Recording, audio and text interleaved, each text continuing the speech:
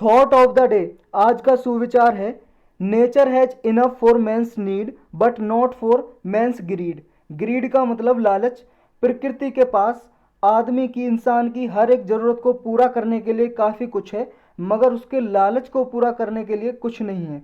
महात्मा गांधी जी ने ये कहा था। इस कोटेशन को आप एसए के पेपर में यूज कर सकते हो अगर कोई इन्वायरमेंट से, पर्यावरण से रिलेटेड टॉपिक है, या फिर जीएस के किसी क्वेश्चन में यूज कर सकते हो जो इन्वायरमेंट से रिलेटेड है। तो स्टार्ट करते हैं आज का करंट अफेयर। डेट कितनी है आज? डेट है 30 जुलाई 2021, और ये सब टॉपिक कवर करेंगे, उसके बाद हम क्वेश्चन करेंगे। फर्स्ट टॉपिक है अपना लिथियम एक्सप्लोरेशन। लिथियम आप सबको पता है एक मेटल है, लिथियम धातु है। जोलॉजिकल सर्वे ऑफ इंडिया ने ये 7 प्रोजेक्ट अभी स्टार्ट किए हैं लिथियम एक्सप्लोरेशन के लिए। कहाँ कहाँ पे? एक्सप्लोरेशन का मतलब होता है खोज करना, लिथियम की खोज करेंगे, देखेंगे कहाँ कहाँ पे है। ये 7 प्रोजेक्ट स्टार्ट किए हैं अरुणाचल प्रदेश में, आंध्र प्रदेश में, छत्तीसगढ़, झारखंड, जम्मू कश्मीर और राजस्थान में। ये 7 जगह पे लिथियम एक्सप्लोरेशन स्टार्ट किया है इस जोलॉजिकल सर्वे ऑफ इंडिया ने। ये रिसोर्स ऑफ लिथियम है जो अभी तक जोलॉजिकल सर्वे ऑफ इंडिया जितना ज़रूरत है इतना खोज नहीं पाई है जितना हमें ज़रूरत है। लिथियम है क्या? पहले तो लिथियम आप ये देखो, ये एक मेटल इस तरह की दिखाई देती है। ये मेटल, ये लिथियम है जो केमिकल एलिमेंट है, ग्रुप 1 में आता है। पीरियोडिक टेबल है जो आपने केमिस्ट्री में पढ़ा होगा, पीरियोडिक टेबल उसके एलिमेंट में आता है ग्रुप 1 में। एल्कली मेटल है, ये एल्कली मेटल का ग्रुप है। और जितने भी सॉलिड एलिमेंट्स हैं पीरियोडिक टेबल में, उनमें सबसे हल्का है ये लिथियम, लाइटेस्ट। इसका जो परमाणु नंबर है, मतलब एटॉमिक नंबर, परमाणु क्रमांक, एटॉमिक नंबर 3 है, और इसका एटॉमिक वेट 6 है। 6 पॉइंट कुछ ये है, इतना याद करने की जरूरत नहीं है। अल्कली मेटल है, बस इतना याद रखो इसका। ये metal itself which is soft, ये सॉफ्ट है, वाइट है, थोड़ा लस्ट्रस है, चमकीला है। और जैसे और अलॉयज और कंपाउंड्स होते हैं जो इंडस्ट्रियल स्केल में प्रोड्यूस होते हैं, ऐसे लस्टर्स मतलब चमकीले वाइट सॉफ्ट पदार्थ, उनकी तरह ही है ये मेटल।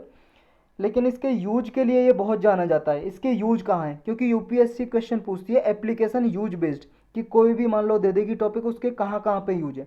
तो ये यूज आपको याद रखने हैं कहाँ पे यूज होता है ये लिथियम। जो आप फ़ोन यूज करते हो उसके फ़ोन में जो बैटरी है ना, रिचार्जेबल बैटरी, वो बैटरी भी बनी हुई है किसकी? लिथियम की। मोबाइल फ़ोन्स की बैटरी, लैपटॉप की, या डिजिटल कैमरा, इलेक्ट्रिक व्हीकल्स हैं जो, उनमें भी जो बैटरी बनी होती है वो किसकी बनी होती है? लिथियम की। और ये रिचार्जेबल बैटरीज में यूज होता है। और जो नॉन रिचार्जेबल होती हैं, रिचार्जेबल का मतलब एक बार बैटरी आपकी डाउन होगी दोबारा से चार्ज कर सकते हो उसे बिजली से, इलेक्ट्रिसिटी से। और नॉन रिचार्जेबल बैटरी होती है उनमें भी यूज हो सकता है, जैसे क्लॉक, घड़ी में जो भाई साहब सेल होता है, बटन सेल, वो भी लिथियम का बना होता है। टॉयज़ में मान लो कोई खिलौना है, गाड़ी है कोई, उसमें जो बैटरी होती है वो भी किसकी बनी होती है? लिथियम की। या फिर हार्ट पेस मेकर्स होते हैं जो हार्ट की वो चलती रहती है ना, हार्ट बीट, उसको मेज़र करने के लिए जो इंस्ट्रूमेंट होते हैं, उनमें भी ये बैटरी लगी होती है लिथियम की बनी हुई। तो यही लिथियम के बारे में था। अब ये जोलॉजिकल सर्वे ऑफ इंडिया क्या है, इसके बारे में थोड़ा जान लेते हैं, क्योंकि यही इसको एक्सप्लोर कर रहा है, ढूंढ रहा है। 1851 में, यानी कि इंडिपेंडेंस से पहले ये बना था 1851 में। और जब अंग्रेज़ों ने इसे बनाया था तो इसलिए बनाया था, प्राइमरी इसका गोल था कि जो रेलवे के लिए कोल डिपॉजिट ढूंढना। कोल डिपॉजिट, कोल का मतलब कोयला, कोयला ढूंढना है रेलवे के लिए। रेलवे आपको पता है इसी टाइम में इंट्रोड्यूस की थी। फिर बाद में इसको और भी सारे काम दे दिए गए, और इसकी इंटरनेशनल सिग्निफिकेंस भी हो गई है, मतलब इंटरनेशनल रिप्यूट ऑर्गेनाइजेशन है। मेन फंक्शन इसके अब ये हैं, क्रिएशन और updation of national Jio scientific information. जितनी भी जियो साइंटिफिक इन्फॉर्मेशन वगैरह है, सूचना, उसको क्रिएट और अपडेट करना इसका काम है। या मिनरल रिसोर्स का असेसमेंट करना, मूल्यांकन करना, जितने भी खनिज पदार्थ हैं कहाँ कहाँ पे कैसे हैं, सब कुछ ये करता है जोलॉजिकल सर्वे ऑफ इंडिया। इसका हेडक्वार्टर है कोलकाता में, और इसके 6 रीजनल ऑफिस हैं। याद ना भी रहे तो कोई ज़रूरी नहीं है, एक बार देख लो, लखनऊ, जयपुर, नागपुर, हैदराबाद, शिलोंग और कोलकाता में इसके रीजनल ऑफिस भी हैं। और हेडक्वार्टर, मुख्यालय कहाँ पे? कोलकाता में। हर एक स्टेट में भी इसकी एक स्टेट यूनिट है जो जोलॉजिकल मतलब एक तरह से एक्सप्लोर करती है डिफरेंट डिफरेंट जगह पे, कहीं कोई मिनरल्स मिलते हैं तो। प्रेजेंटली जो जीएसआई है ये एक अटैच ऑफिस है, किसके अंडर काम करता है? Ministry of mines. Ministry of mines के अंदर ये काम करता है जीएसआई। तो यही था इसके बारे में। नेक्स्ट टॉपिक है राजा मिर्चा। राजा मिर्चा क्या है? मिर्च ही है ये, जो मिर्च आप सब्जी में डालते हो, एक मिर्च है। इसे भूत जोलोकिया भी बोलते हैं या फिर घोस्ट पेपर भी बोलते हैं। ये फेमस चिल्ली है कहाँ से? नागालैंड से। नागालैंड की मिर्च है जिसका नाम है नागा मिर्चा, मतलब राजा मिर्चा, या फिर भूत जोलोकिया या घोस्ट पेपर। ये 3 नाम से इसको बुला सकते हैं। इस तरह की दिखाई देती है ये मिर्च। ये ये फेमस इसलिए है क्योंकि इसको जीआई सर्टिफिकेशन, जीआई टैग मिल चुका है 2008 में ही। और जीआई टैग आप सब लोग जानते हो, जोग्राफिकल इंडिकेशन टैग। एक एक्ट बनाया हुआ है गवर्नमेंट ने, जोग्राफिकल इंडिकेशन एक्ट 1999 का एक्ट है, जिसके थ्रू 10 साल के लिए किसी को अधिकार यानी कि परमिशन, राइट दे दिया जाता है कि जो भी मान लो ऐसे प्रोडक्ट की मैन्युफैक्चर किया है या नेचुरल प्रोडक्ट है, उसकी कोई यूनिक सिग्निफिकेंस है, तो उसे 10 साल के लिए परमिशन दे दी जाती है कि उस नाम से उस प्रोडक्ट को कोई दूसरा नहीं बेचेगा और वो ही बेचेगा। ऐसा नहीं है जैसे मान लो मिर्च, नागालैंड की मिर्च को मिला हुआ है जीआई टैग, ये राजा मिर्चा को, या इसे भूत जोलोकिया भी बोल सकते हैं। ऐसा नहीं है कि वेस्ट बंगाल वाले अपनी मिर्च को इस नाम से, राजा मिर्चा के नाम से बेचने लगे, तो ऐसा नहीं हो सकता। तो ये फेमस चिली है, पूरे वर्ल्ड की हॉटेस्ट चिली में आती है ये, और टॉप 5 लिस्ट में आती है हॉटेस्ट चिली में, वर्ल्ड मतलब पूरे वर्ल्ड में। यही था इसमें। चलते हैं नेक्स्ट में। नेक्स्ट है इंदिरा 2021। इंदिरा एक एक्सरसाइज है, मिलिट्री एक्सरसाइज, रसिया और इंडिया के बीच में बाईलैटरल एक्सरसाइज है। बाईलैटरल का मतलब होता है 2 कंट्रीज के बीच में जब भी कुछ होता है, कोई भी एग्रीमेंट, समझौता, कुछ भी, ये बाईलैटरल एक्सरसाइज है, इंडिया और रसिया के बीच में होती है, जॉइंट मिलिट्री एक्सरसाइज। और ये बाईइनियल एक्सरसाइज है। बाईइनियल का मतलब है वंस इन एवरी 2 ईयर, 2 साल में एक बार होने वाली एक्सरसाइज को, किसी को भी या कोई भी इवेंट होता हो 2 साल में एक बार, उसको बाईइनियल बोलते हैं। इसका अभी 12th एडिशन हुआ है। वोल्गोग्राड एक जगह है रसिया में, वहाँ पे ये कंडक्ट की गई एक्सरसाइज। इसमें देखा गया कि टेररिस्ट ग्रुप हैं, जो इंटरनेशनल टेररिस्ट ग्रुप, आतंकवादी संगठन, उनसे कैसे निपटा जाए, इनका कुछ सॉल्यूशन ये आपस में शेयर करते हैं इस एक्सरसाइज में। तो यही है इसमें। चलते हैं नेक्स्ट पे। नेक्स्ट है अभी जो पुरी है, पुरी कहाँ पे? उड़ीसा में एक पुरी डिस्ट्रिक्ट है। ये अभी न्यूज में आई है क्योंकि ये पहली, मतलब पूरी पहला फर्स्ट सिटी बन गया है पूरी कंट्री में, जहाँ पे पूरी कंट्री में drinking water, tape drinking water पूरी सिटी में मतलब फैसिलिटी प्रोवाइड कर दिया उड़ीसा गवर्नमेंट ने। तो पूरी पहला सिटी बन गया पूरी कंट्री में जिसमें ड्रिंकिंग के लिए, कुकिंग के लिए बिना किसी फिल्टर और बॉइलिंग किए वाटर को यूज किया जा सकता है, टेप वाटर को। टेप वाटर का मतलब है जैसे आपके घरों तक पाइप दबा के वाटर पहुंचाया जाता है वाटर सप्लाई के द्वारा, और आपके घरों में जो ठूंठी टंकी लगी होती है उससे आप पानी डायरेक्टली जो आ रहा है, ना आपको कोई फिल्टर लगाने की ज़रूरत है, ना आरओ लगाने की ज़रूरत है, डायरेक्टली आप पी सकते हो उस पानी को, ना बॉईल करने की ज़रूरत है, ना फिल्ट्रेशन की ज़रूरत है। तो ऐसा सिटी जिसमें ये tap water, safe drinking tap water की फैसिलिटी प्रोवाइड की गई है, तो ऐसा उड़ीसा गवर्नमेंट ने डिक्लेयर कर दिया पूरी सिटी को। ये drink from tape Sujal mission है एक, उसके अंतर्गत पुरी के पीपल्स को ये टेप वाटर 24 आवर, मतलब 24x7, 24 घंटे सप्लाई किया जाएगा, जिसे स्टोरेज करने की भी ज़रूरत नहीं है और फिल्टर करने की भी ज़रूरत नहीं है, क्योंकि 24 घंटे पानी आएगा तो आपको ना तो स्टोर करने की जगह चाहिए कि आपको कोई टंकी वगैरह लगानी है, तो इसे ना तो फिल्टर करने की ज़रूरत है, ना जमा करके रखने की ज़रूरत है। बेनिफिट क्या है भाई साहब? 3 करोड़ प्लास्टिक वाटर बोतल का जो यूज है वो ये एलिमिनेट कर देगा, क्योंकि प्लास्टिक वाटर की जो बोतल हैं जो वो यूज की जाती हैं स्टोरेज करने के लिए, और जब ये प्लास्टिक वाटर की बोतल हैं 3 करोड़ यूज नहीं होंगी तो 400 टन, एक टन में होता 1000 किलोग्राम, तो ये 400 टन प्लास्टिक जो वेस्ट निकलता है इनकी वजह से, 3 करोड़ प्लास्टिक वाटर बोतल की वजह से, तो ये भी ख़त्म हो जाएगा, क्योंकि जब वाटर 24 घंटे आएगा स्टोरेज करने की ज़रूरत नहीं होगी, प्लास्टिक टंकी की ज़रूरत नहीं होगी, तो ये प्लास्टिक की भी ज़रूरत नहीं होगी, इसकी ज़रूरत नहीं होगी, तो ये ख़राब जैसे होता है इसे फेंक देते हैं, वेस्ट बनता है, ये वेस्ट नहीं बनेगा, तो इन्वायरमेंट को भी फ़ायदा होगा। ये सूजल मिशन क्या है? सूजल मिशन है भाई साहब ये कि अक्टूबर 13 में 2020 यानी कि लास्ट ईयर में ये लॉन्च किया था ये मिशन। इसमें यही था कि कम से कम 1.5 मिलियन पीपल से ज़्यादा लोगों को, मतलब 1 मिलियन में 10 लाख होता है 15 लाख लोगों से ज़्यादा 15 लाख से ज़्यादा लोगों को टेप ड्रिंकिंग वाटर क्वालिटी का पहुंचाना है उनके घरों तक। 15 अर्बन एरियाज़ में, 15 अर्बन एरियाज़ में, अर्बन का मतलब है सिटी एरिया, शहरी क्षेत्र में पहुंचाना है, और जिनमें 24/7 हेल्पलाइन सेंटर रहेगा। अगर आपके घरों में पानी नहीं आ रहा किसी वक्त तो हेल्पलाइन नंबर रहेगा, उस पर आप कॉल करके कह सकते हो। आपके ग्रीवेंस रिड्रेसल के लिए एक मैकेनिज्म रहेगा। कोई भी आपका ग्रीवेंस का मतलब परेशानी, दुख, समस्या कुछ भी है, उसको सुलझाने के लिए एक क्विक रिस्पॉन्स टीम होगी जो वाटर सप्लाई कंप्लेंट को रिड्रेस करेगी। जो भी कंप्लेंट शिकायत आएगी वाटर सप्लाई की उसको सुलझाएगी, हल करेगी। और एक मोबाइल वाटर टेस्टिंग लेबोरेटरी होगी। मोबाइल का मतलब चलती फिरती एक कार टाइप होगी जिसमें वाटर टेस्टिंग की कुछ किट रखी होंगी। ये लैब होगी, उसमें वो वाटर की क्वालिटी को चेक करती रहेगी कि वाटर की क्वालिटी डिक्रीज तो नहीं है, कहीं से गंदा पानी तो नहीं आ रहा है।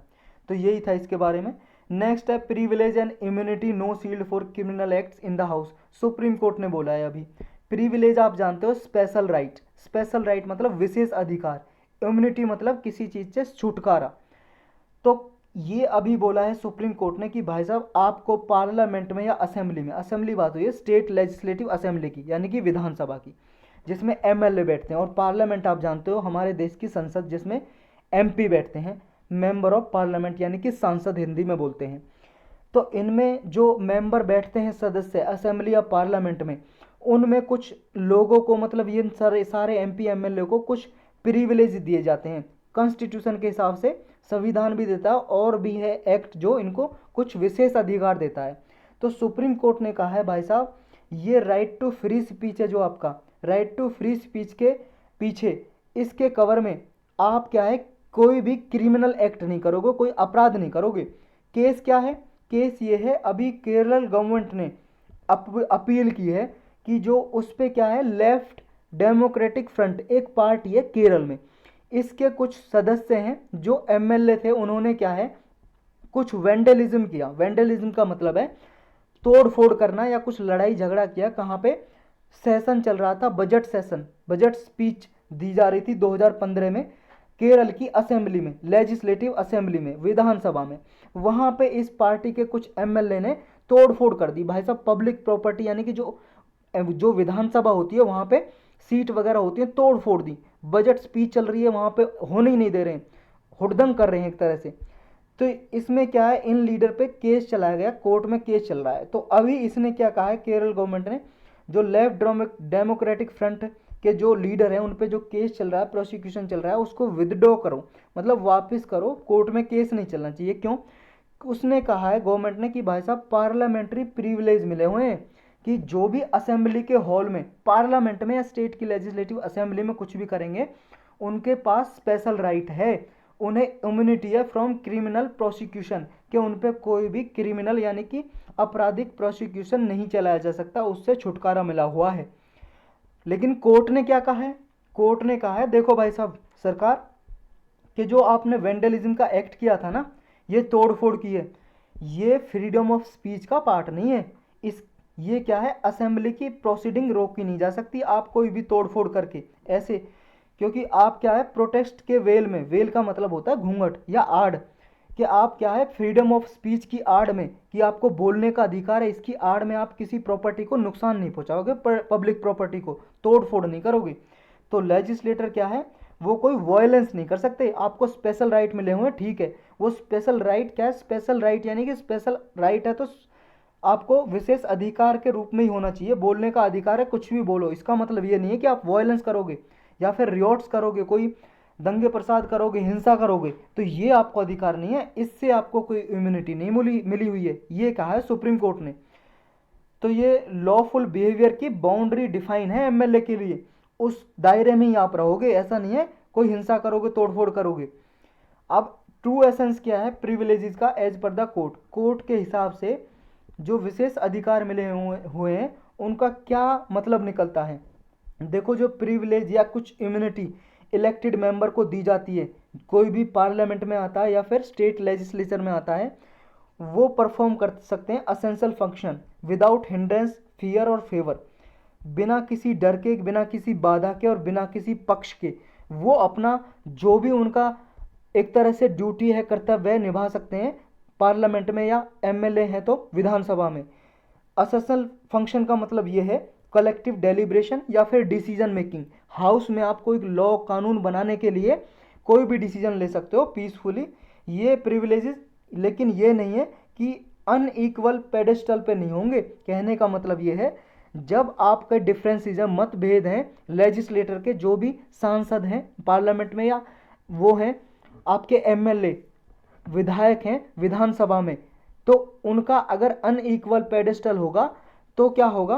पेडेस्टल का मतलब एक तरह से ये समझ लो आप अलग अलग व्यू, अनइक्वल व्यू, अलग अलग व्यू होंगे, डिफरेंसेस होंगे मतभेद में, तो उसके केस में क्या है आपके स्पेशल राइट का मतलब ये नहीं है आप वायलेंस करोगे।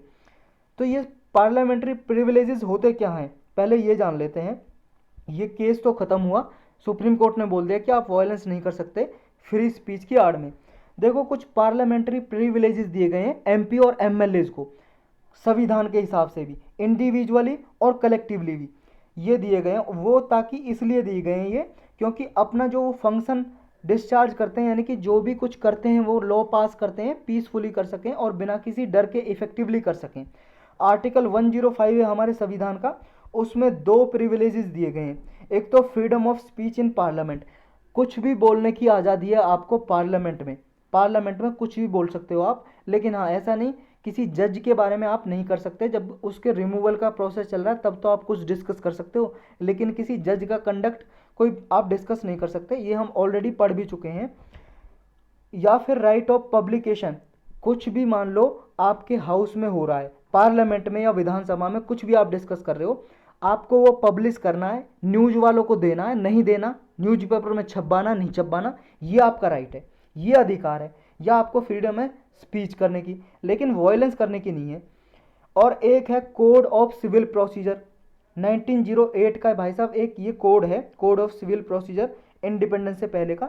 ये उन्हें फ्रीडम फ्रॉम अरेस्ट और डिटेंशन ये अधिकार देता है। कोई भी मेंबर ऑफ पार्लियामेंट है या विधानसभा का यानी कि विधायक है कोई एमएलए है, उसे जब भी पार्लियामेंट का या लेजिस्लेटिव का असेंबली का सेशन लगता है तो उससे 40 दिन पहले और 40 दिन बाद, जैसे अभी सेशन चला है बजट सेशन, उसके 40 दिन पहले तक और सेशन खत्म होने के 40 दिन बाद तक, 40 दिन बाद तक तो उसे अरेस्ट नहीं किया जा सकता, गिरफ्तार नहीं किया जा सकता, ना ही उसे कैद करके रखा जा सकता। ये उसे अधिकार मिले हुए हैं कुछ। और अगर इन अधिकारों का उल्लंघन होता है, ब्रीच होता है, तो उसके अगेंस्ट प्रिविलेज मोशन लगाया जा सकता है।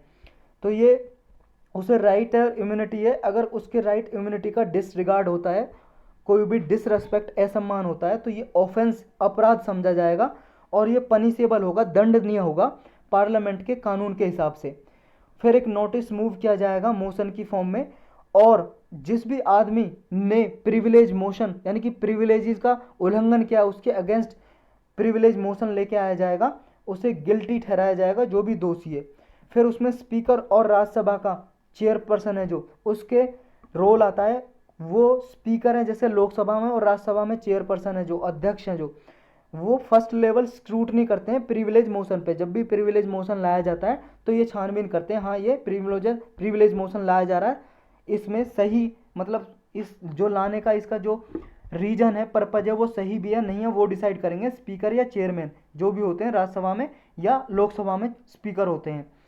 तो वो चाहें तो इसे प्रिविलेज कमेटी बनी होती है एक दोनों हाउस में, उन्हें भी सौंप सकते हैं कि भाई आप इस पर स्क्रूटनी करो, छानबीन करो, ये जो प्रिविलेज मोशन लाया जा रहा है सही है नहीं है।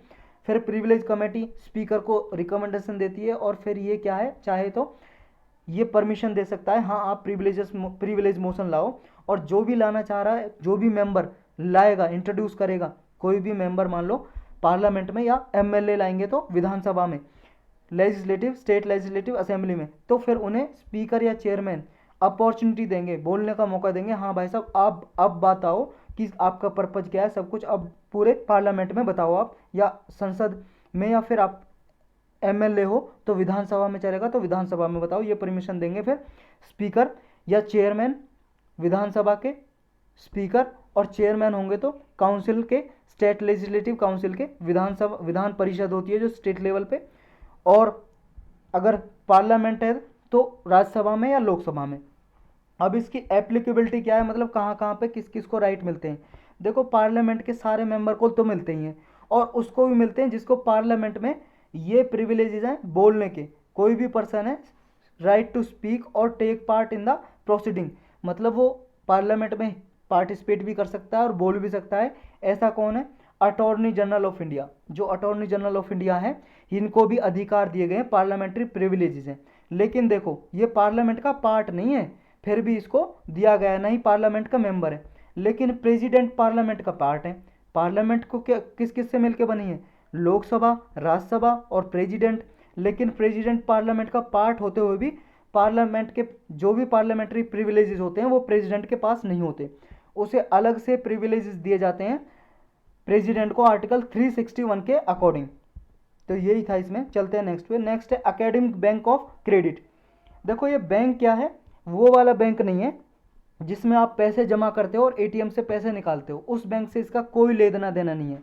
ये क्या है? एकेडमिक बैंक है, मतलब जो आप एजुकेशन से रिलेटेड है। जो नई एजुकेशन पॉलिसी आई है 2020 में, नेशनल एजुकेशन पॉलिसी, उसमें ही ये प्रपोज किया गया था एकेडमिक बैंक ऑफ क्रेडिट। ये एकेडमिक बैंक ऑफ क्रेडिट फिर है क्या? देखो ये यूनिवर्सिटी ग्रांट कमीशन है, जो ये एक स्टैट्यूटरी बॉडी है जो मान लो यूनिवर्सिटी वगैरह कॉलेज वगैरह को जो परमिशन देती है खोलने वगैरह की, इसी से लेना पड़ता है लाइसेंस वगैरह, परमिट लेना पड़ता है, यही अप्रूवल देती है यूनिवर्सिटी ग्रांट कमीशन। तो ये 1956 में एक्ट बनाया था, तो स्टैट्यूटरी बॉडी बना दी थी ये। तो यूनिवर्सिटी ग्रांट कमीशन ने ही सेटअप किया है एकेडमिक बैंक ऑफ क्रेडिट। ये क्या है? एक सिस्टम है, कोई बैंक नहीं है, एक सिस्टम है एजुकेशन के लिए। इसमें मल्टीपल एंट्री और एग्जिट ऑप्शन दिए हैं स्टूडेंट को, छात्र को। कैसे एंट्री और एग्जिट के क्या है? मतलब बाहर निकलना और आने के क्या प्रोसेस हैं। जैसे मान लो आप ग्रेजुएशन कर रहे हो, ग्रेजुएशन करने के टाइम पे आपको कुछ ऐसा लगा, 1 साल कर लिया, आपकी 3 साल की डिग्री है, 4 साल की डिग्री है, आपने 1 या 2 साल कर लिया, आपके 1 या 2 साल बच गए। तो आपको लग रहा है कि मैं आगे प्रोसीड नहीं कर सकता क्योंकि मेरी फैमिली इनकम ऐसी है नहीं और मैं आगे प्रोसीड नहीं कर सकता, और मैं रोक देता हूँ और बाद में करूँगा, पहले जॉब कर लेता हूँ कुछ साल, फिर आगे कर लूँगा इसे, अपने ग्रेजुएशन को पूरा। तो इस केस में क्या है? स्टूडेंट को छोड़ने की आज़ादी दी जाएगी। मतलब उसे क्या है, दोबारा से वो डिग्री को छोड़ सकता है बीच में और दोबारा से रीजॉइन कर सकता है। ये क्या है? ये प्रोसेस है एकेडमिक बैंक ऑफ क्रेडिट। अब इसमें ये सिस्टम होगा कि मतलब स्टूडेंट को फ्लेक्सिबिलिटी दे दी जाएगी, वो डिग्री को छोड़ भी सकता है और अपनी कंप्लीट कर सकता है, दोबारा से रीजॉइन कर सकता है, बीच में छोड़ सकता है। ये जो फैसिलिटी है यही है एकेडमिक बैंक ऑफ क्रेडिट। कैसे वर्क करेगा ये क्या है? डायरेक्टली देखो स्टूडेंट को कोई क्रेडिट कोर्स डायरेक्टली नहीं दिया जाएगा।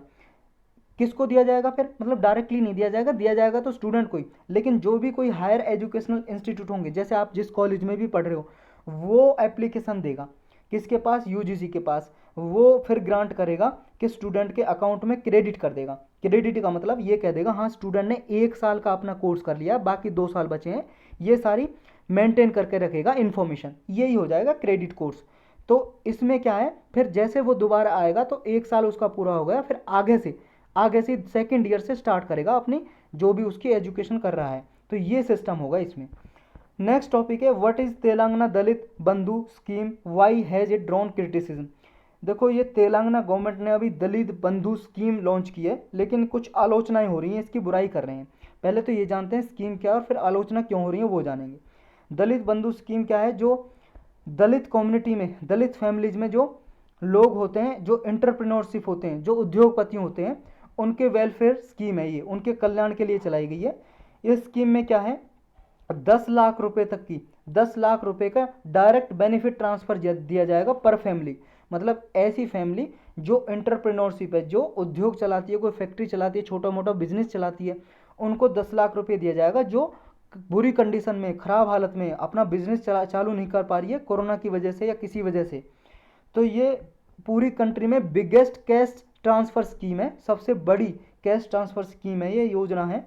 इसमें दलित एंटरप्रेन्योरशिप हैं, जो ऐसे दलित कम्युनिटी के जो लोग हैं जो उद्योग चलाते हैं और जिनको गवर्नमेंट से लाइसेंस लेना पड़ता है, जैसे वाइन शॉप के लिए, जैसे मान लो शराब की कोई दुकान खोल ली है, या मेडिकल शॉप, कोई मान लो मेडिकल स्टोर खोलना है, या फर्टिलाइज़र शॉप खोलनी है, खाद की दुकान खोलनी है, या कोई या राइस मिल खोलनी है, तो इनके लिए लाइसेंस लेना पड़ता है। तो इनमें क्या है, जो भी लोग चला रहे हैं दलित कम्युनिटी के, वो अभी प्रॉब्लम में हैं, उनको बिजनेस आगे नहीं चला सकते अपना, तो उन्हें 10 लाख का कैश ट्रांसफर करेगी गवर्नमेंट, इसमें एक दलित सिक्योरिटी फंड बनाएगी, इस फंड में पैसा जमा होगा और इस फंड में जो मनी होगी वो इनकी सहायता के लिए यूज किया जाएगा, मॉनेटरी असिस्टेंस के लिए।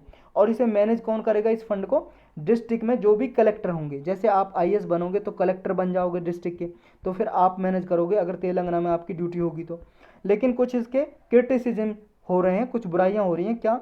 देखो, कोई इंटेंशन और रैशनल क्या है स्कीम के अंदर, उस पर क्वेश्चन किया जा रहा है कि भाई साहब क्या आपकी इच्छा है, मतलब पहले डिफाइन तो करो क्या प्रॉब्लम होगी, किसको करोगे आप, कुछ ऐसा मतलब कोई क्राइटेरिया ढंग से डिफाइन नहीं है।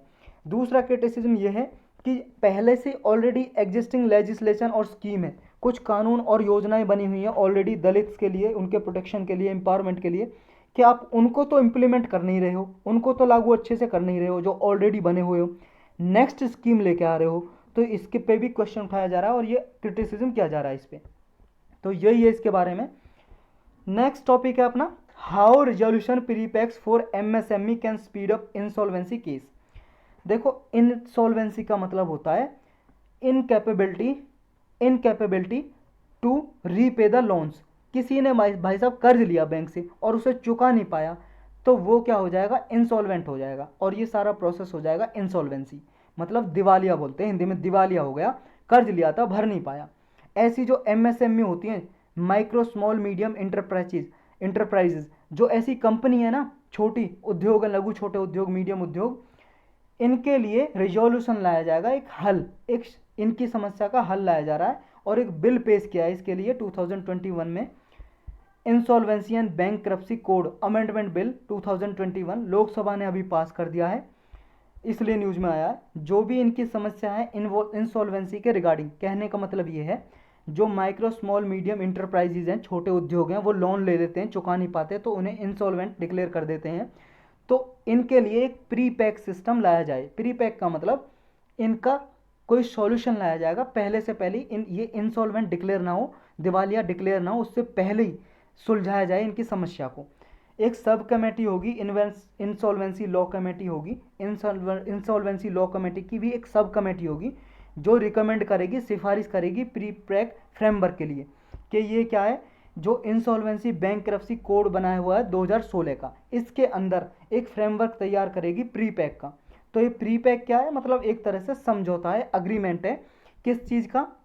कि जो भी डिस्ट्रेस्ड कंपनी है, डिस्ट्रेस्ड कंपनी का मतलब जो भी समस्या में है कंपनी, लोन नहीं चुका पाती हैं, तो क्रेडिटर और इन्वेस्टर के बीच में क्या है, अगर मान लो, जैसे मान लो इंसॉल्वेंट हो गई, इंसॉल्वेंट कोई भी कंपनी, तो बैंक क्या करता है, उसकी जो भी प्रॉपर्टी है उस पर अपना कब्जा कर लेता है, कंपनी को अपने कब्जा कर लेता है, और उस कंपनी की जो भी प्रॉपर्टी वगैरह होती है उस पर बिडिंग करता है, पब्लिक बिडिंग प्रोसेस करता है, यानी कि उसे, बिडिंग का मतलब होता है बोली लगवाना, ऑक्शनिंग करता है, ऑक्शनिंग का मतलब नीलामी करता है, नीलामी का मतलब हो गया उसकी जो भी प्रॉपर्टी है खुद लेके उसे नीलाम करेगा, जो भी आदमी खरीदना चाहे वो खरीद ले भाई साहब, तो बैंक उसकी प्रॉपर्टी को नीलाम कर देता है। तो इस प्रोसेस से बचने के लिए कि उस कंपनी की प्रॉपर्टी ना बेची जाए, बिडिंग प्रोसेस ना हो, जो भी इन्वेस्टर है यानी कि जो भी कंपनी ने पैसा लिया है, और जो भी क्रेडिटर है यानी कि बैंक है जो भी जिसने पैसा दिया है, इनके बीच में पहले से पहले ही कुछ एग्रीमेंट हो और इनकी समस्या को सुलझाया जाए, यही होगा प्री पैक। इस सिस्टम में ये इंसॉल्वेंसी प्रोसीडिंग का एक सिस्टम होगा जो क्या है, अभी पॉपुलर है यूके और यूरोप में, मतलब यूके, यूनाइटेड किंगडम और यूरोप की कुछ कंट्रीज़ में ये प्रिवेलेंट है, वहाँ पे ऐसा सिस्टम अपनाया जाता है। इंडिया में भी क्या है, ये सिस्टम जो होगा, एक तरह से जो फाइनेंशियल क्रेडिटर हैं वो एग्री करेंगे और पोटेंशियल इन्वेस्टर हैं वो भी इनके साथ, मतलब जिसने लोन दिया है बैंक के और जिसने लोन लिया है कोई भी कंपनी, दोनों एग्री करेंगे और फिर अपना एक अप्रूवल लेंगे, किससे? जो नेशनल कंपनी लॉ ट्राइब्यूनल है उससे एक रिजोल्यूशन प्लान का अप्रूवल लेंगे। ये नेशनल कंपनी लॉ ट्राइब्यूनल है भाई साहब, कोर्ट की तरह काम करती है। जैसे मान लो किसी कंपनी का केस है तो कंपनी केस सबसे पहले कहाँ पे लेके जाती है? इस ट्राइब्यूनल में, नेशनल कंपनी लॉ ट्राइब्यूनल में, और जब इसके बाद सुना जाता है national company law appellate tribunal में जाता है, अगर इसके डिसीजन से खुश नहीं है कंपनी, अगर उसके भी डिसीजन से खुश नहीं है अपेलेट ट्राइब्यूनल से, तो फिर हाई कोर्ट में और फिर सुप्रीम कोर्ट में जाता है केस। जो 66% ऐसे फाइनेंशियल क्रेडिटर हैं कम से कम, वो क्या है, सहमति देंगे और फिर ऐसा प्लान बनाया जाता है और अपना रिजोल्यूशन प्लान ये एनसीएलटी को, नेशनल कंपनी लॉ ट्राइब्यूनल को सबमिट करेंगे और फिर ये क्या है, एक्सेप्ट भी कर सकती है, रिजेक्ट भी कर सकती है इनकी एप्लीकेशन को, प्री पैक की एप्लीकेशन को। ये देखेगी केस क्या है, उसके हिसाब से ये डिसाइड करेगी एनसीएलटी कि प्री पैक एग्रीमेंट करना है या नहीं करना है। प्री पैक लिमिट होगी कितनी, 120 डेज की। और जितने भी स्टॉक होल्डर हैं, जैसे भी कोई स्टेक होल्डर है, मान लो कंपनी में जिन्होंने इन्वेस्ट किया है या जिसने भी लोन लिया है, उनके पास ओनली 90 डेज होंगे, 90 डेज होंगे कि वो एनसीएलटी के पास जाएं रिजोल्यूशन प्लान के लिए, मतलब रिजोल्यूशन प्लान लेके आएँ और एनसीएलटी से अप्रूवल लेने से पहले, मतलब अप्रूवल बिफोर दी एनसीएलटी से, मतलब अप्रूवल लेंगे, सहमति लेंगे। और फिर 90 डेज में तो ये स्टेक होल्डर हैं जितने भी, ये एप्लीकेशन देंगे एनसीएलटी को, और फिर 120 मैक्सिमम डेज होंगे प्री पैक के लिए, लिमिटेड होंगे ये। और नीड क्या है अभी प्री पैक एग्रीमेंट लाने की, नीड इसलिए है जो वो प्रोसेस हमने डिस्कस किया ना ऊपर, कि उनकी बिडिंग प्रोसेस हो जाता है, प्रॉपर्टी को बेच देते हैं, कंपनी भी डिस्ट्रेस में आ जाती है, तो कंपनी डूब भी जाती है। तो एक तरह से कंपनी जो डिस्ट्रेस कंपनी है, इनका बहुत ही स्लो प्रोसेस है। तो ये क्रेडिट सिस्टम को और इम्प्रूवमेंट करने के लिए और इंसॉल्वेंसी रिजोल्यूशन प्रोसेस को इम्प्रूव करने के लिए ये सिस्टम लाया जा रहा है प्री पैक का। 2021 मार्च में देखें 79% केस हैं 1723 में से, जिनमें इंसॉल्वेंसी रिजोल्यूशन केस चल रहे हैं, प्रोसीडिंग चल रही है। और मेजर रीजन क्या है इसका, डिले होने का, कि लिटिगेशन में डिले होता है, केस चलता रहता है भाई साहब, डिले होता रहता है, ना तो क्रेडिटर को पैसा मिलता है और ना ही कोई उसका कोई सॉल्यूशन मिलता है, जो भी कंपनी वगैरह है। तो इसके लिए प्री पैक एग्रीमेंट लाया जा रहा है ये इस बिल के अकॉर्डिंग। नेक्स्ट है प्री पंडित दीनदयाल उपाध्याय उन्नत कृषि शिक्षा योजना। देखो 108 ट्रेनिंग प्रोग्राम अभी ऑर्गेनाइज कर दिए गए हैं 24 स्टेट्स और यूनियन टेरिटरी में इस स्कीम के अंदर। ये स्कीम है क्या, पंडित दीनदयाल उपाध्याय उन्नत कृषि शिक्षा योजना। ये स्कीम देखो 2016 में लॉन्च की थी। इसका मेन टारगेट था ऑर्गेनिक फार्मिंग, नेचुरल फार्मिंग या को बेस्ड इकोनॉमी को प्रमोट करना। कहने का मतलब ये है बिना फर्टिलाइजर, केमिकल फर्टिलाइजर, बिना जो केमिकल फर्टिलाइजर की खेती की जाती है, नेचुरल फार्मिंग, को बेस्ड फार्मिंग, गाय गाय वगैरह पालते हैं, उनका गोबर मूत्र वगैरह से जो खाद बनता है, मैन्योर बनता है, वो यूज करना, ये सब प्रमोट करना है इसमें। इसे इम्प्लीमेंट कौन करता है, Indian council of agriculture research, ये इम्प्लीमेंट करती है। ऑब्जेक्टिव क्या है, इसमें स्किल प्रोवाइड की जाती है, मतलब उन्हें सिखाया जाता है विलेज लेवल पे ऑर्गेनिक फार्मिंग और सस्टेनेबल एग्रीकल्चर को कैसे डेवलप किया जाए, इन्हें कैसे की जाए खेती। इनमें सपोर्ट किया जाता है जो भी रूरल इंडिया में, जो भी ग्रामीण क्षेत्र में ऑर्गेनिक फार्मिंग, नेचुरल फार्मिंग या रूरल इकोनॉमी, सस्टेनेबल एग्रीकल्चर जो कर रहा है इस क्षेत्र में, सब लोगों को, फार्मर्स को प्रमोट किया जाता है।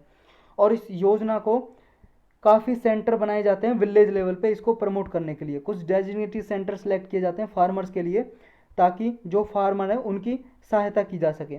फार्मर की असेसमेंट की जाती है, मूल्यांकन किया जाता है कि कौन कौन से फार्मर पहले इंटरेस्टेड हैं ये ऑर्गेनिक फार्मिंग, नेचुरल फार्मिंग और को बेस्ड इकोनॉमी करने के लिए, मतलब ऐसी खेती करने के लिए कौन कौन से किसान उत्सुक हैं, पहले वो देखा जाता है। और प्रायोरिटी इस स्कीम में उनको दी जाती है जो ऑलरेडी कर रहे हैं, जो ऑलरेडी ऑर्गेनिक फार्मिंग कर रहे हैं, नेचुरल फार्मिंग कर रहे हैं या को बेस्ड इकोनॉमी पे उनकी सारी लाइवलीहुड बेस्ड है। फार्मर ऑल कम्युनिटी से लिए जाएंगे, ऐसा नहीं है किसी एक धर्म या जाति से फार्मर चुने जाएंगे, बहुत सारी जो कम्युनिटियाँ उन सब से रिप्रेजेंटेशन होगा फार्मर्स का इस स्कीम में।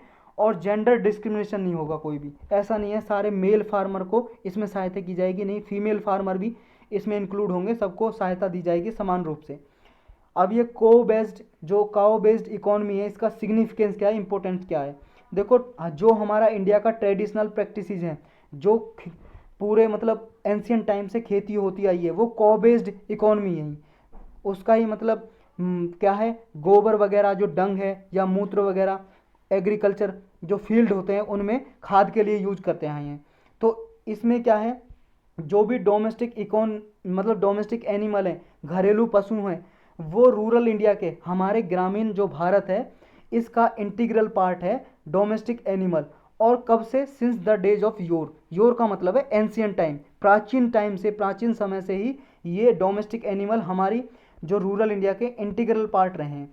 तो एग्रीकल्चर के रिस्पेक्ट में इंडियन काऊ क्या है, एक अच्छी ब्रीड भी है, क्वालिटी का मिल्क प्रोवाइड करती है। इसका जो दूध होता है काऊ का बहुत अच्छा होता है, क्योंकि इसमें बहुत सारी क्वालिटी होती हैं।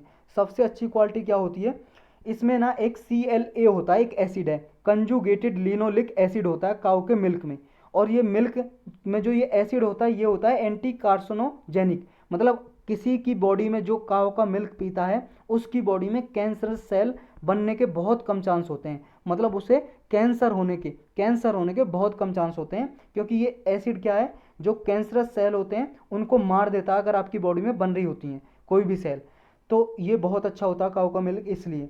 इसके अलावा जो काऊ का यूरिन होता है, गोमूत्र होता है जो, वो बायो फर्टिलाइजर के लिए यूज होता है, खेत में खाद के लिए यूज होता है, क्रॉप प्रोडक्शन उससे इंक्रीज होती है, जिसकी वजह से फार्मर की जो कॉस्ट है वो रिड्यूस हो जाती है, कि बाहर से उसे केमिकल फर्टिलाइजर में जो खरीदने में कॉस्ट आती है वो नहीं आती है अगर वो ये बायो फर्टिलाइजर यूज करें तो यही था इसके बारे में। नेक्स्ट टॉपिक है food system summit.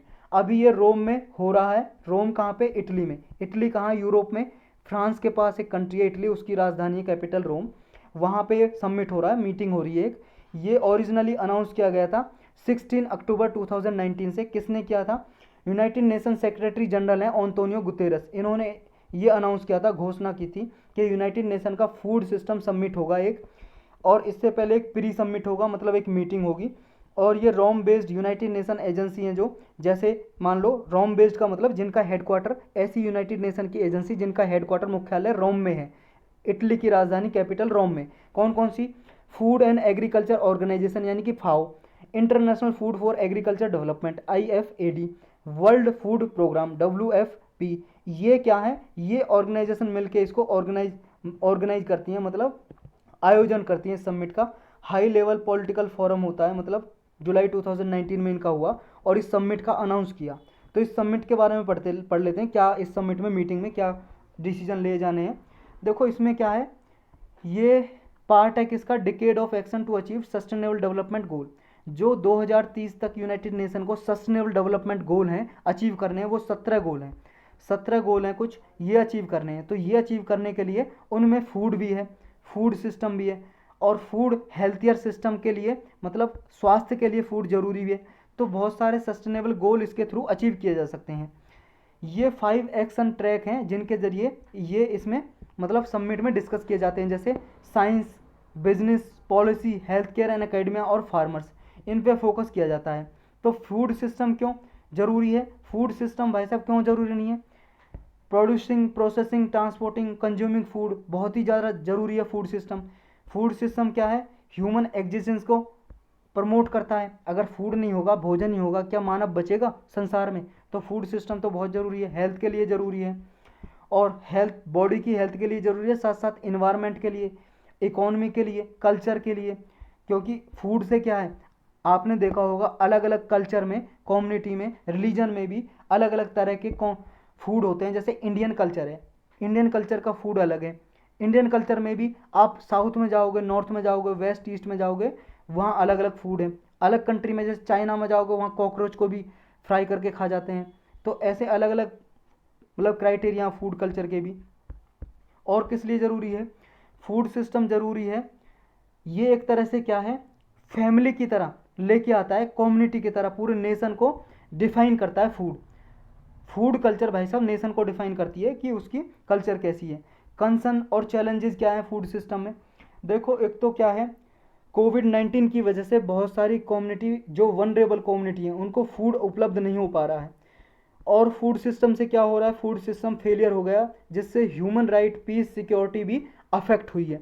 Education, health, economy भी अफेक्ट हुई है। देखो मानव अधिकार, राइट टू फूड का एक मानव अधिकार है, वो अफेक्ट हुआ, प्रभावित हुआ है। और पीस और सिक्योरिटी कैसे? देखो भाई साहब, जब आदमी को फूड नहीं मिलेगा, खाना नहीं मिलेगा, तो वो क्या करेगा, उसे जॉब नहीं है, अफोर्ड नहीं कर सकता फूड, तो वो फिर इलीगल काम करेगा, अवैध काम करेगा। इससे क्या है, क्रिमिनल एक्टिविटी बढ़ेंगी, अपराध बढ़ेंगे। तो अपराध बढ़ेंगे तो शांति कहाँ से रहेगी? पीस तो रहेगी नहीं, सिक्योरिटी भी नहीं रहेगी, सुरक्षा भी नहीं रहेगी। तो जो भी मार्जिनलाइज्ड मतलब कमज़ोर वर्ग के जो लोग हैं, पुअर पीपल हैं, मोस्ट वर्नेबल पीपल हैं, वो लोग, उनके लिए फूड उपलब्ध कराना एक बहुत ही ज़रूरी है, असेंशियल पार्ट है। यही था इसमें। नेक्स्ट है marine aids to navigation bill 2021। देखो अभी ये बिल पेश किया है पार्लियामेंट में। इसमें क्या है, इससे पहले एक लाइट हाउस एक्ट 2000 मतलब 1927 का एक एक्ट बना हुआ था, इसको रिप्लेस करेगा ये एक्ट। मतलब इसको रिपील कर दिया, इस एक्ट को रिपील का मतलब रिमूव, हटा दिया, इसके जगह पे ये नया बिल लेके आए हैं, नया एक्ट बनाने जा रहे हैं। ये जो ट्रेडिशनल नेविगेशन है, नेविगेशन का मतलब है समुद्र में जो यात्रा होती है ना, उसके लिए कुछ लॉ कानून बनाए जा रहे हैं नए। इसकी एप्लीकेशन क्या होगी, ये जो भी मैरीटाइम जोन है, मैरीटाइम जोन का मतलब समुद्र में जो भी क्षेत्र हैं उनके लिए, चाहे टेरिटोरियल वाटर हो, टेरिटोरियल वाटर का मतलब इंडिया का टेरिटोरियल वाटर, और या फिर कॉन्टिनेंटल शेल्फ हो या एक्सक्लूसिव इकोनॉमिक जोन हो। देखो भाई साहब, जैसे ये इंडिया का ये है कोस्टल एरिया, यहाँ पे जो जैसे ये कोस्टल एरिया है, ऐसे ऐसे थोड़ी बहुत ज़मीन इधर निकली हुई है ना, उसको हम ऐसे जोड़ दें तो ये हो जाती है बेस लाइन, बेस लाइन हो जाती है। बेस लाइन से लेके आपका 200 नॉटिकल माइल तक, एक नॉटिकल माइल में होता है 1.85 किलोमीटर, 1.85 किलोमीटर, तो इसे गुना करेंगे 200 से, लगभग हो जाएगा 370 किलोमीटर। तो 370 किलोमीटर बोल लो या 200 नॉटिकल माइल्स बोल लो, बेस लाइन से 200 नॉटिकल माइल तक ये वाला एरिया इंडिया के तीनों तरफ, ये क्या है, एक्सक्लूसिव इकोनॉमिक जोन है इंडिया का, किसी भी कंट्री का भी होता है समुद्र में। तो यहाँ तक, और कॉन्टिनेंटल शेल्फ आप सभी जानते हो, जैसे यहाँ से ये इंडिया का कोस्ट लाइन जा रही है, इधर समुद्र की जो कॉन्फ़िगरेशन है, जो पहला वाला पार्ट है वो है कॉन्टिनेंटल शेल्फ बोलते हैं इस वाले पार्ट को, समुद्र के इस वाले पार्ट को। यहाँ भी पानी भरा हुआ है समुद्र का, लेकिन ये थोड़ा कम गहरा है, सैलो वाटर है यहाँ पे, फिर थोड़ा डीप चला जाता है, फिर ये कॉन्टिनेंटल स्लोप बोलते हैं, फिर इसको कॉन्टिनेंटल राइज बोलते हैं, क्योंकि यहाँ पे थोड़ी ज़मीन थोड़ी राइज होने लगती है। तो ये इस तरह से ये ओशन की कॉन्फ़िगरेशन है, आपने पढ़ा होगा ज्योग्राफी में। तो यहाँ तक क्या है, ये कॉन्टिनेंटल शेल्फ में, टेरिटोरियल वाटर में, एक्सक्लूसिव इकोनॉमिक जोन तक ये रूल्स रेगुलेशन क्या होंगे, इसके लिए ये बिल लाया जा रहा है, कानून बनाया जा रहा है। और इस ये बिल क्या है, सेंट्रल गवर्नमेंट को पावर देगी कि वो एक डायरेक्टर जनरल अपॉइंट करेंगे नेविगेशन में सहायता करने के लिए, और ये डायरेक्टर जनरल सेंट्रल गवर्नमेंट को एडवाइस देंगे नेविगेशन के रिगार्डिंग, कि नेविगेशन को कैसे और इम्प्रूव किया जाए। और सेंट्रल गवर्नमेंट इसके लिए सेंट्रल एडवाइजरी कमेटी अपॉइंट कर सकती है। और ये क्या है, इसमें कोई पर्सन होंगे जो भी मान लो अफेक्ट होते हैं इस बिल के कारण, या फिर कोई और स्पेशल नॉलेज रखता हो कोई पर्सन इस सेक्टर के रिगार्डिंग, मतलब नेविगेशन के रिगार्डिंग, उनको इस कमेटी में रखा जाएगा। तो ये एडवाइजरी कमेटी होगी जो कंसल्ट करेगी गवर्नमेंट इसके साथ, सेंट्रल एडवाइजरी कमेटी के साथ, किस किस मैटर पे, जैसे मान लो कुछ नेविगेशन के लिए कुछ एस्टेब्लिशमेंट करना है, या फिर अल्ट्रेशन करना है, कोई मान लो ऑलरेडी सहायता दी जा रही है कुछ लोगों को नेविगेशन के लिए, उसमें कुछ एडिशन करना है, चेंज करना है, या उसे जो सहायता दी जा रही है हटाना, रिमूव करना है, या फिर जो इस सहायता से रिलेटेड कितनी कॉस्ट है, कितनी कॉस्ट रखनी चाहिए, या सब कमेटी कुछ और अपॉइंटमेंट करनी चाहिए जिससे कि नेविगेशन और अच्छे से हो। तो इसके लिए रिकमेंडेशन कौन करेगी, ये सेंट्रल एडवाइजरी कमेटी, और इसके साथ कंसल्ट करेगी गवर्नमेंट। सेंट्रल गवर्नमेंट है वो क्या है, इसके लिए डेवलपमेंट के लिए या मेंटेनेंस मैनेजमेंट के लिए रिस्पॉन्सिबल है, नेविगेशन के लिए। और जो वेसल ट्रैफिक सर्विसेज हैं, यहाँ पे जो समुद्र में आसपास जो ट्रैफिक होता है इंडिया के आसपास, तो इसके लिए भी रिस्पॉन्सिबल कौन है, सेंट्रल गवर्नमेंट। तो इसलिए सेंट्रल गवर्नमेंट ही लॉ बना रही है इसके लिए। ये बिल प्रोवाइड करेगा कोई भी person, no person shall be allowed to operate on any aid to navigation, अगर मान लो उसे ट्रेनिंग सर्टिफिकेट नहीं है उसके पास, वैलिड ट्रेनिंग सर्टिफिकेट, तो कोई भी आदमी नेविगेशन में पार्टिसिपेट नहीं कर सकता। क्योंकि इसके लिए क्या है, पहले आपको सर्टिफिकेट लेना पड़ेगा ट्रेनिंग का, कि आपको हाँ नेविगेशन के रिगार्डिंग नॉलेज है, तभी आप ये नेविगेशन कुछ कर सकते हो।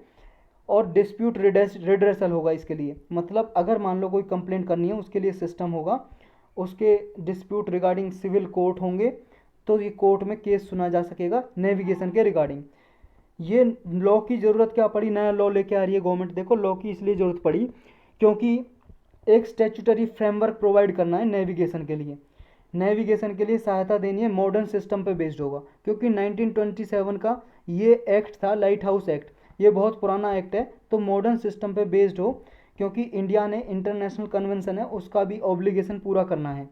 ऑब्लिगेशन का मतलब आभार, इंटरनेशनल कन्वेंशन है रिगार्डिंग नेविगेशन, तो नेविगेशन के लिए क्या रूल्स रेगुलेशन चाहिए उसके हिसाब से इंडिया को कंप्लाई करना है, इसलिए ये लॉ लाया गया। इसके बेनिफिट क्या होंगे, फ़ायदे, इससे क्या है, जो भी नेविगेशन में या वेसल ट्रैफिक सर्विस होती हैं समुद्र में, ओशन में, ये इनमें क्या है सहायता मिलेगी, ये एक तरह से इम्प्रूव होंगी, सेफ्टी और एफिशिएंसी भी शिपिंग का मतलब जो जहाज़ वगैरह चलाते हैं पानी के, उनमें भी सेफ्टी एफिशिएंसी इन्हेंस होगी और स्किल डेवलपमेंट होगी।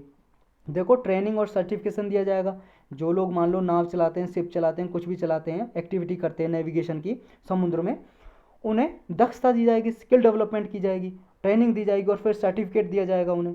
और मान लो कोई ऐसा जोन है समुद्र में, कुछ ऐसा है जहाँ पे कोई वेसल फंसा हुआ है या फिर वहाँ पे कोई डूबा हुआ है, कोई भी शिप या बोट है, नाव है, कोई भी है, तो वहाँ पे मार्किंग कर देंगे कि रैक की, रैक का मतलब है यहाँ पे कुछ अनवांटेड हो रखी है इस वाटर में, तो वहाँ पे सेफ्टी प्रोवाइड की जा सकेगी। मतलब कोई वेसल वहाँ से ऊपर से निकलेगा तो वो भी फंस सकता है ना, तो वो अलग से होकर निकलेगा, मार्किंग की जा सकेगी। तो एफिशिएंट नेविगेशन को प्रमोट किया जाएगा इसके ज़रिए। और लाइट हाउस डेवलपमेंट किए जाएंगे, किसके पर्पज़ के लिए? एजुकेशन के लिए, कल्चर के लिए, टूरिज्म के लिए। तो इसकी वजह से क्या है, कोस्टल एरियाज़ में जब इतनी सारी फैसिलिटी होंगी तो कोस्टल एरियाज़ में टूरिज्म भी बढ़ेगा, ज़्यादा से ज़्यादा लोग आएंगे टूरिस्ट यहाँ पे। तो टूरिस्ट आएंगे तो हमारी इकोनॉमी को भी बूस्ट मिलेगा, क्योंकि वहाँ पे जो आसपास कोस्टल एरियाज़ में भाई साहब जो लोग रहते हैं इंडिया के, उनको भी तो, जो छोटी मोटी दुकान खोल रखी हैं, कोई शॉप कियोस्क खोल रखी हैं, उन्हें भी तो फ़ायदा मिलेगा। अब उनका माल बेचेगा, उनकी भी लाइवलीहुड सिक्योर होगी, तो ये सब फ़ायदे होंगे इससे। तो यही टॉपिक थे आज के। अब हम क्वेश्चन करेंगे इस पे बेस्ड। फर्स्ट क्वेश्चन है हमारा, भगवान Mahavir wild life sanctuary Mollem national park, ये न्यूज़ में थे, तो ये बताना आपको कहाँ है ये। गोवा, आंध्र प्रदेश, महाराष्ट्र, मध्य प्रदेश। ये भाई साहब गोवा में है, ये याद रखना आपको, ए आंसर करेक्ट हो जाएगा। नेक्स्ट आपको बताना है इंडियन ऑर्डिनेंस फैक्ट्री। देखो इसके लिए अभी एक बिल लेके आए थे, वो हमने डिस्कस किया था अपने करंट अफेयर के इस सेशन में ही। तो आपको बताना है ये किसके अंडर काम करती है। ऑर्डिनेंस का मतलब होता है वीपन्स, हथियार, और इसके आगे डी के आगे आई लग जाए ना, ऑर्डिनेंस, फिर ये बन जाता अध्यादेश यानी कि कानून, और ये है ऑर्डिनेंस। तो इंडियन ऑर्डिनेंस फैक्ट्री, ऐसी फैक्ट्री जो हथियार बनाती हैं, कुछ मिसाइल वगैरह कुछ भी बनाती हैं, वो किसके अंदर काम करती हैं? होम अफेयर्स, गृह मंत्री के अंदर, हैवी इंडस्ट्रीज के अंदर। अब ये देखो पब्लिक इंटरप्राइज इसके अंदर नहीं है, मिनिस्ट्री ऑफ हैवी इंडस्ट्रीज के, क्योंकि ये पब्लिक इंटरप्राइजेज का जो डिपार्टमेंट है ना, ये मिनिस्ट्री ऑफ फाइनेंस के अंदर मूव कर दिया है, शिफ्ट कर दिया है। ये हमने पढ़ा भी है, बहुत बार डिस्कस किया है। तो आपको बताना है ये वाली फैक्ट्री किसके अंडर है, ministry of home affairs, ministry of heavy industries, ministry of defence, या नन ऑफ द अबव, किसी के अंडर काम नहीं करती, इंडिपेंडेंटली काम करती है। बताओ। ये भाई साहब मिनिस्ट्री ऑफ डिफेंस के अंडर काम करती है, सी आंसर करेक्ट हो जाएगा। नेक्स्ट आपको बताना 97th constitutional amendment act, news में रहा था, अभी हमने पढ़ा था, 2-3 बार इसे डिस्कस किया है। ये किससे संबंध रखता है? नेशनल जुडिशियल अपॉइंटमेंट कमीशन के बनाने से, कोऑपरेटिव सोसाइटी के राइट से, या फिर जो national commission for backward classes है उसके स्टेटस से, कॉन्स्टिट्यूशनल स्टेटस से, या जो EWS कम्युनिटी है उसको 10% रिजर्वेशन है जो, उससे रिलेटेड रखता है संबंध। आपको बताना है कौन सा करेक्ट है। 97th कॉन्स्टिट्यूशनल अमेंडमेंट जो एक्ट है उसके रिगार्डिंग कौन सी स्टेटमेंट करेक्ट है? बी आंसर करेक्ट है, क्योंकि कोऑपरेटिव सोसाइटी से रिलेट रखता है। इसका कुछ पोर्शन सुप्रीम कोर्ट ने अभी स्टक डाउन कर दिया, यानी कि हटा दिया है, इसलिए न्यूज़ में था। नेक्स्ट आपको बताना GST, जीएसटी के अंदर कौन कौन से टैक्स नहीं आते?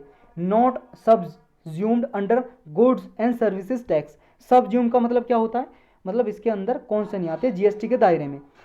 Tax on lottery, batting, gambling, जो जुए वगैरह में बैटिंग जो शर्त लगाते हैं ना, लॉटरी जो होती है, इनमें जो टैक्स लगते हैं।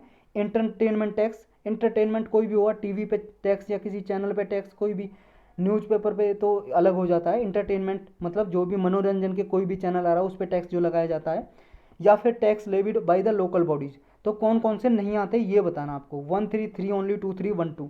देखो 3 ओनली है, ये बाकी जीएसटी में आते हैं जो टैक्स ले जाते हैं ना लोकल बॉडीज से, जैसे ग्राम पंचायत होगी या म्यूनसिपल बॉडीज होगी, वो नहीं आते जीएसटी में। तो इसका आंसर बी हो जाएगा, 3 ओनली। नेक्स्ट आपको बताना फिस्कल कंसोलिडेशन, ये गवर्नमेंट जब भी परफॉर्म करती है तो इसका क्या मतलब है? कंसोलिडेशन का मतलब होता है इकट्ठा करना, और फिस्कल आप जानते हो मनी से रिलेटेड है, कुछ भी मनी इकट्ठा करना। क्यों करती है, कब करती है, इसका क्या कारण है? इसके मतलब जब भी इकट्ठा करती है गवर्नमेंट तो ये क्या इससे होता है ये बताना आपको। जब भी फिस्कल कंसोलिडेशन होता है तो reduce their fiscal deficit, government का फिस्कल डेफिसिट है जो घाटा है वो घट जाता है। Reduce the accumulation of debt stock, जो भी कर्ज है वो भी घट जाता है गवर्नमेंट का। तो आपको बताना है कौन सा सही है। 1 2 दोनों सही, दोनों गलत, दोनों के दोनों सही है, सी करेक्ट आंसर हो जाएगा। क्योंकि घाटा भी घटेगा भाई साहब, पैसा जब ज़्यादा आएगा गवर्नमेंट के पास तो, और अपना डेट भी चुकाने की उसकी एफिशिएंसी बढ़ेगी तो उसका कर्ज है जो वो भी घटेगा। नेक्स्ट आपको बताना है कि FRBM में जो अमेंडमेंट किए गए उसके अकॉर्डिंग कौन सी स्टेटमेंट है जो एस्केप क्लाउज के रिगार्डिंग करेक्ट है। करेक्ट स्टेटमेंट बतानी है आपको।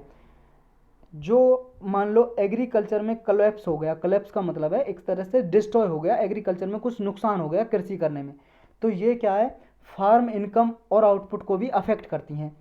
इस केस में क्या है, गवर्नमेंट एस्केप क्लाउज का यूज कर सकती है। क्या एस्केप क्लाउज का, एस्केप क्लाउज का मतलब ये है, एक FRBM एक्ट है, बहुत ही इंपॉर्टेंट है। 10 साल के यूपीएससी के प्रीलिम के क्वेश्चन उठा के देखोगे, 10 साल में से 8 से 9 बार हर साल लगभग इससे क्वेश्चन पूछता है यूपीएससी।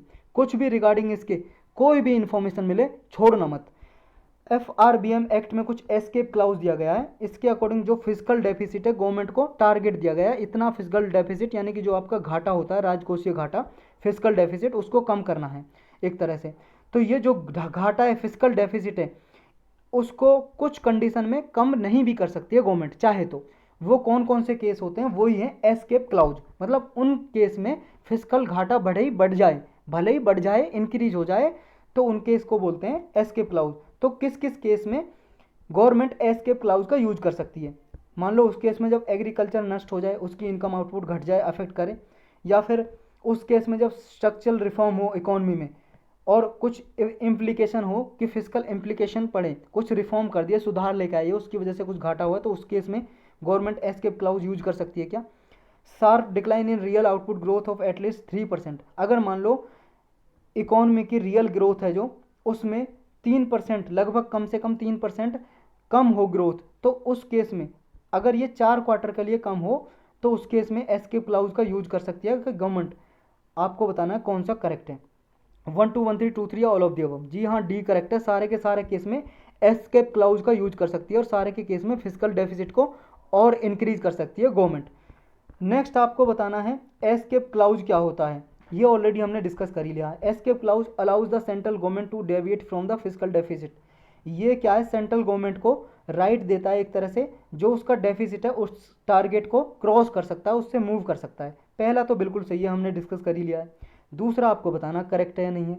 अमेंडमेंट, अगर FRBM एक्ट में अमेंडमेंट किया गया और इसमें जो डेविएशन का जो टारगेट दिया गया, ये दिया गया फिजिकल डेफिसिट टारगेट से जो डेविएट करोगे वो 0.5% से ज़्यादा नहीं करोगे एक साल में, एक साल में 0.5% से ज़्यादा डेविएट नहीं करोगे। कहने का मतलब अगर 3% का टारगेट दिया गया फिजिकल डेफिसिट का, तो 3.5 से ज़्यादा का आप नहीं रखोगे फिजिकल डेफिसिट, मतलब कोशिश करोगे इतना ही रहे। तो आपको बताना है कौन सा करेक्ट है। 1 2 दोनों सही दोनों गलत, दोनों के दोनों सही है भाई साहब, इतना ही टारगेट है इसके अकॉर्डिंग। और इसी के साथ हमारे लेक्चर की समाप्ति की घोषणा की जाती है। अब मिलेंगे कल, और किस टाइम पे मिलेंगे ये पक्का नहीं है, पर मिलेंगे ज़रूर।